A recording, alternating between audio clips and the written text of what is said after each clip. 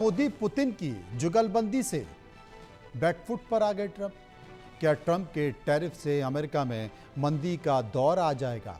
ये सवाल है और इन्हीं सवालों के इर्द गिर्द आज हम चर्चा करने की कोशिश करेंगे, समझने की कोशिश करेंगे।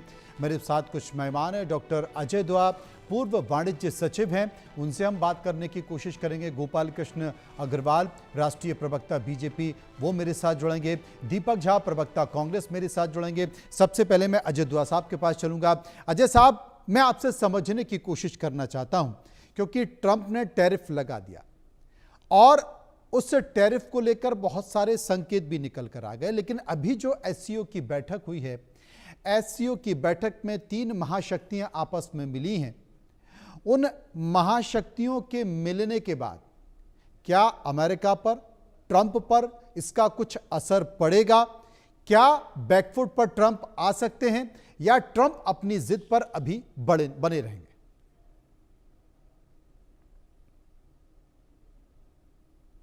अनम्यूट कर लीजिए अजय साहब, एक बार अनम्यूट कर लेंगे, आपकी आवाज नहीं आ रही। फोन को अनम्यूट कर लीजिए।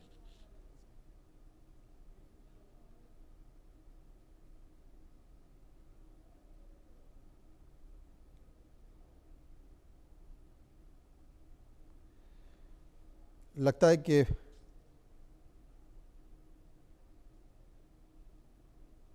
अजय जी आपका फोन अनम्यूट हुआ।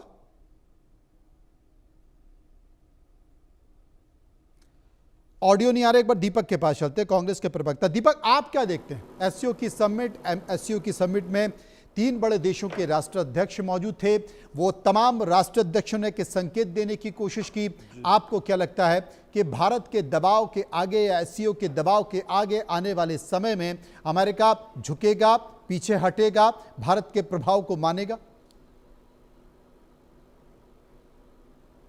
देखिए मनोज जी, सबसे बड़ी बात है कि जब आप कहते हैं ना अमेरिका को हमने झुका दिया, बड़ी अच्छी बात है। मैं चाहता हूं पूरी दुनिया भारत के सामने झुके। आप भी चाहते हैं, पूरा हर एक हिंदुस्तानी चाहता है। लेकिन टीवी चैनल पे बैठ के एक कह देना ट्रंप झुक गया, जिनपिंग झुक गया, तो आप क्या कर रहे हैं? आप देश को झूठा परोस रहे हैं, देश के सामने झूठे सपने दिखा रहे हैं। सच्चाई से हमें मुंह नहीं मोड़ना चाहिए। आज हमको ये देखना है कि हमारी अर्थव्यवस्था कितने की है, हम अर्थव्यवस्था में किस स्थान पे हैं, वो मैटर नहीं करता। कितने बिलियन, कितने ट्रिलियन की हमारी इकोनॉमी है और अमेरिका की इकोनॉमी कितने ट्रिलियन की है, अमेरिका की पॉपुलेशन कितना है और भारत की पॉपुलेशन कितना है।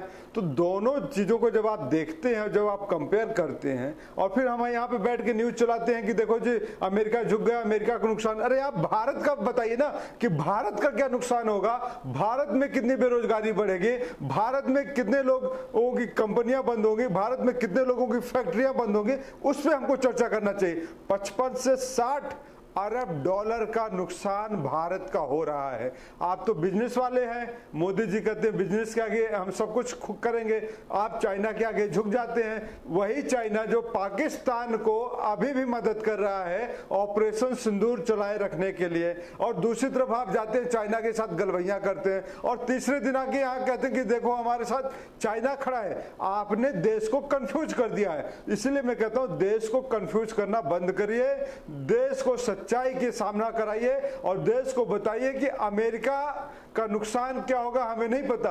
अमेरिका के नुकसान से, अमेरिकन के नुकसान से हमको कोई लेना देना नहीं, लेकिन भारतीयों का नुकसान कितना है। भारत, या तो आप कहिए कि आप पूरी दुनिया को सामान नहीं बेचेंगे, या आप कहिए कि अमेरिका के साथ आप बातचीत करके हल्का रास्ता निकालेंगे। अब आप बताइए मोदी जी कौन सा रास्ता निकालेंगे? आप चाइना के साथ सामान ज्यादा लेते हैं, चाइना को देते कम है। 100 अरब डॉलर का बिजनेस आपका साथ चाइना के साथ है, तो आप ये बताइए, आप तो अमेरिका को सामान ज्यादा देते ना। ट्रंप ने सीधी बात कही थी कि भारत हमको ज्यादा सामान बेचता है, भारत हमसे लेता कम है सामान। तो हमारा सामान, हमारे यहाँ जो मैन्युफैक्चरिंग इंडस्ट्री है, अगर वो बंद होती है तो जो उस पर डेली काम करने वाले लोग हैं उनके ऊपर इंपैक्ट पड़ेगा नहीं। लेदर का काम करने वाले, कपड़े का काम करने वाले, गोल्ड का, ज्वेलरी का, डायमंड का काम करने वाले सारी इंडस्ट्री ठप हो गई। तो इसका जिम्मेदार कौन है? इसका जिम्मेदार माननीय प्रधानमंत्री जी नरेंद्र मोदी है।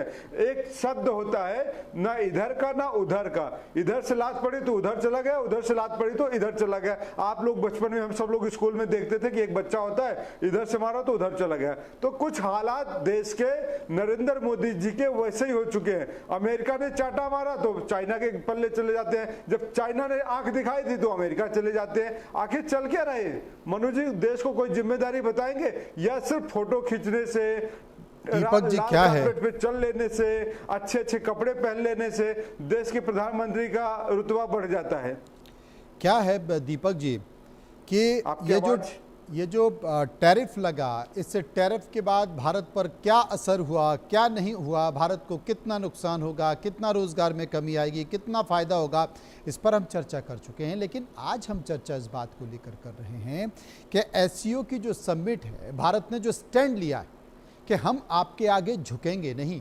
अब मैं पीछे जाना नहीं चाहता कि कहाँ कहाँ भारत झुका है अमेरिका के आगे, लेकिन एक स्टैंड हमने लिया है कि आपने टैरिफ लगा दिया है तो आपकी दादागिरी पर हम झुकेंगे नहीं, हम कोई दूसरा रास्ता अपना लेंगे।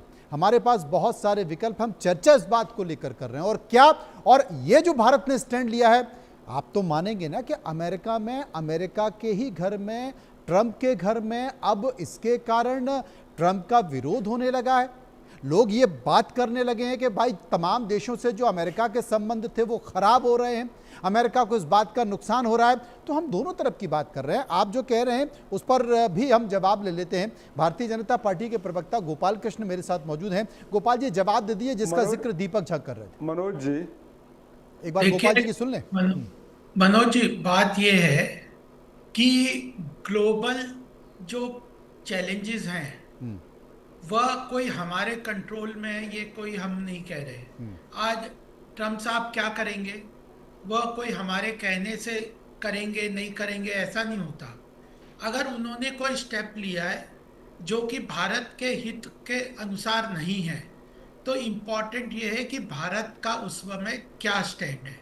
क्या वो अमेरिका के दबाव के अंदर झुक गया या उसने अपने इंटरेस्ट को प्रोटेक्ट करते हुए स्टेप लिए?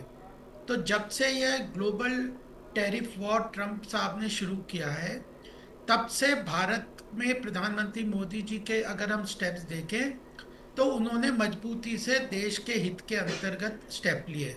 अमेरिका ने कहा रशियन ऑयल क्यों खरीदा? हमने कहा भाई हमारे देश के हित के लिए, एनर्जी सिक्योरिटी के लिए ज़रूरी है। हमने 33,000 करोड़ का टैक्स जो कॉस्ट है वो भारत के लिए सेविंग की है 2024-25 में रशियन ऑयल इंपोर्ट करके। With in the global law हमने रशियन ऑयल खरीदा और किसी के दबाव में उस रशियन ऑयल को खरीदने से रोका नहीं। एक बात। दूसरी बात, अमेरिका ने कहा कि भाई आप एग्रीकल्चर सेक्टर को खोलो, आप डेयरी प्रोडक्ट को खोलो, आप एमएसएमई सेक्टर को खोलो। हमने कहा भाई ये तीनों महत्वपूर्ण है, हम इन तीनों में हमारी देश की अर्थव्यवस्था को डीरेल करेंगे, हमारे एम्प्लॉयमेंट को दिक्कत करेंगे, हमारे कृषि क्षेत्र को दिक्कत करेंगे। हम इन क्षेत्र को ग्लोबल यूएस के लिए नहीं खोल सकते। तो महत्व, और फिर अगर हमें कोई सॉवरिन कंट्री है, हम देश के हित में इंटरेस्ट लेंगे। हम क्वेड के भी सदस्य हैं, हम एससीओ के भी सदस्य हैं, हम G20 प्लेटफॉर्म पे भी महत्वपूर्ण काम करते हैं, हम वर्ल्ड बैंक सबके साथ काम करते हैं। तो अल्टीमेटली इम्पॉर्टेंट कांग्रेस को यह समझ नहीं आ रहा कि प्रधानमंत्री मोदी जी ना इस ग्लोबल सिनेरियो में ना कोई परमानेंट फ्रेंड है ना कोई दुश्मन है, बल्कि नेशनल इंटरेस्ट सर्वोपरि है, उसके अनुसार हम अपने डिसीजन लेते हैं। अगर पाकिस्तान टेररिस्ट अटैक करता है तो हम ऑपरेशन सिंदूर से उसको करारा जवाब देते हैं। तो बात ये, हमने आज अर्थव्यवस्था, अभी परसों नरसों रिपोर्ट आई है कि भारत की GDP growth rate first quarter में 7.8% की है। वर्ल्ड एक्सपेक्ट कर रहा था कि हम 6.5 से 7% की जीडीपी ग्रोथ रहेंगे, उसको सरपास करके हमने अपनी ग्रोथ रेट को बढ़ाया है, एफडीआई को बढ़ाया है, हमने रिजर्व्स बढ़ाए हैं, हमने अल्टीमेटली सेकंड लार्जेस्ट इकोनॉमी की तरफ बढ़ने के लिए कदम बढ़ा दिए हैं। मैन्युफैक्चरिंग आज और कल सेमीकंडक्टर की इंडस्ट्री जो ग्लोबल लेवल पे टेक्नोलॉजी के रूप में लीडरशिप प्रोवाइड करती है, वो भारत बना रहा है, चिप्स बना रहा है। डिफेंस में हम एयरक्राफ्ट्स बना रहे हैं। हम डिफेंस की 90% इंपोर्ट करते थे, रिक्वायरमेंट डोमेस्टिक, आज 68% हम डोमेस्टिक बना रहे हैं। तो अर्थव्यवस्था तो इन चीजों से चलती है ना। ट्रंप साहब ने क्या कह दिया, उसके ऊपर आप बात करेंगे तो कोई किसी को रोक थोड़ी सकता बोलने के लिए। हमने उसके लिए क्या किया, उस पे अगर कांग्रेस चर्चा करे कि हमने ये स्टेप लिया नहीं, ये ठीक नहीं है, ये गलत है, ये करो, तो बात है। अब ट्रम्प साहब ने ये कह दिया, बताओ अब उसको लेके चले। अरे प्रधानमंत्री मोदी जी ने क्या किया, पीयूष गोयल ने क्या कहा, निर्मला जी ने क्या कहा, देश के पार्टी के और लीडर्स। ट्रंप का व्यवहार जिस तरीके से दिखाई दे रहा है, आप उनकी बातों पर इतनी गंभीरता से नहीं कर सकते और उनके बयानों के